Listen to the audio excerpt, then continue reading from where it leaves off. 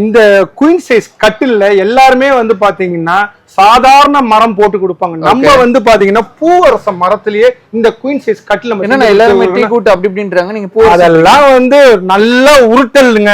அந்த உருட்டலுக்கு வந்து யார் யார் பயப்படுவாங்களோ தெரியும். நல்ல கட்டில் வாங்கணும் அப்படின்னா நம்ம கார்த்திக் பர்னிச்சருக்கு வாங்க.